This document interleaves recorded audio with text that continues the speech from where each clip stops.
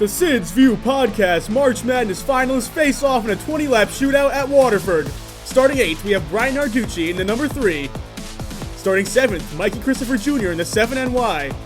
Starting in the 6th position, Austin Beers in the number 64. Starting 5th place, Keith Rocco, Kid Rock in the number 57. Starting 4th, we have Doug Kobe in the number 10. Starting 3rd, we have Woody Pitcat in the number 88. In the 2nd position, we have Ronnie Williams in his number 50 car. And finally, on the pole, Ron Silk in the number 16. Tonight's 20-lap event uses the agreed-upon gentleman's rule set featuring single-file restarts, the pace car rule, and a possibility of a 2-lap green-white checkered.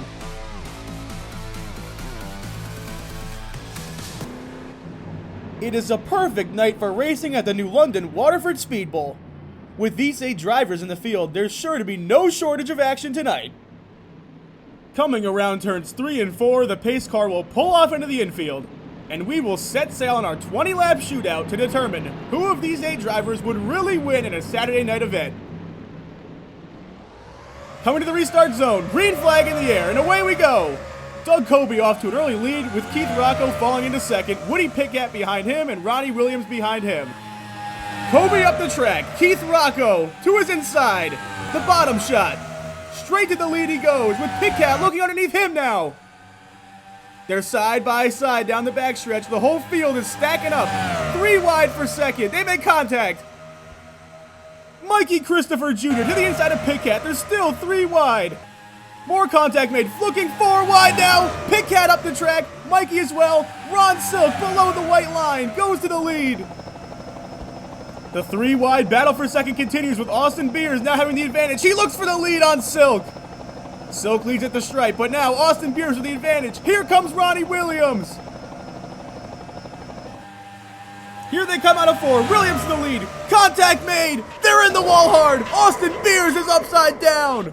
Flipping on top of Doug Kobe, Austin Beers lands on his roof in turn 1. Unbelievable action leads to carnage. Austin Beers upside down. Surely he will be done for the day as he gets dragged to the pits. Let's look at the replay. Looks like some contact from Keith Rocco there turned him into the 10 of Kobe. And it was on from there. Classic weight shift flip with these modifieds. They have those high grip tires. This kind of thing can happen. Let's get another angle. This one courtesy of Sid's View. Yep, you see the contact with Keith there, sends him straight into the wall with Kobe and Silk involved as well.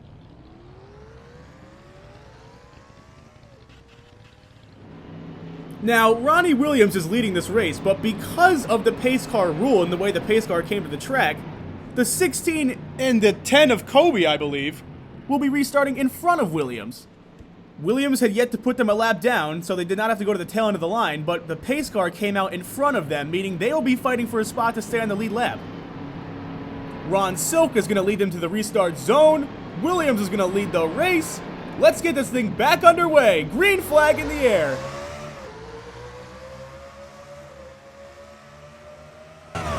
Ron Silk and Kobe fighting hard. They know that their chance at this race hangs on them staying on the lead lap.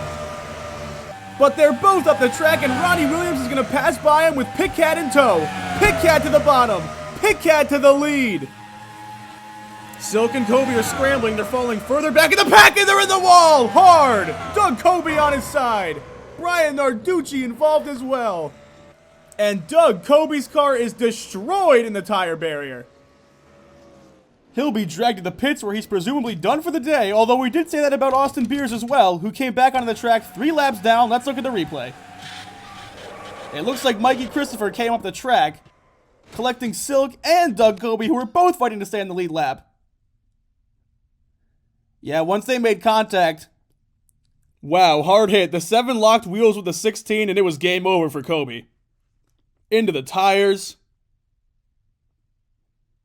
Narducci getting turned by Austin Beers up there. I don't even know how that car's up to speed.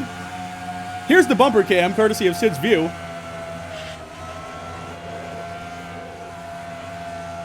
Unbelievable.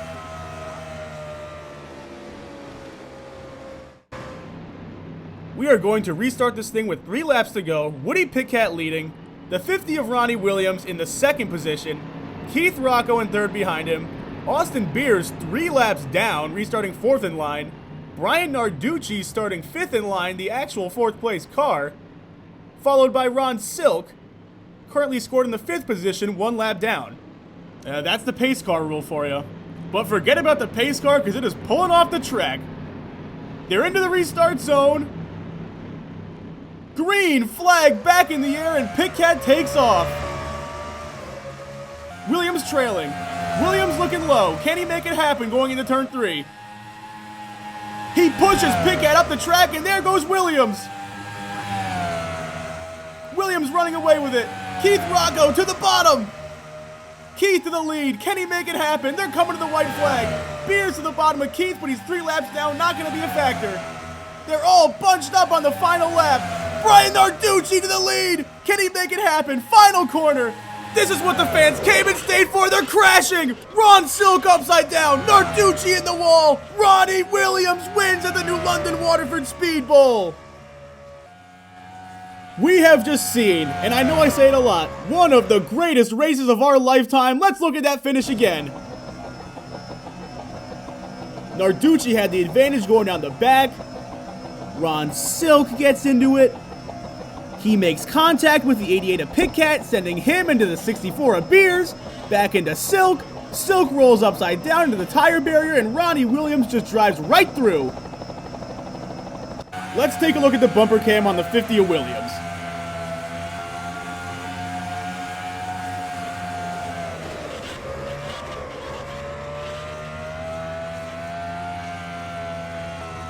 And there you have it. Ronnie Williams is your winner of the March Madness Elite 8 finalists. He's going to victory lane tonight.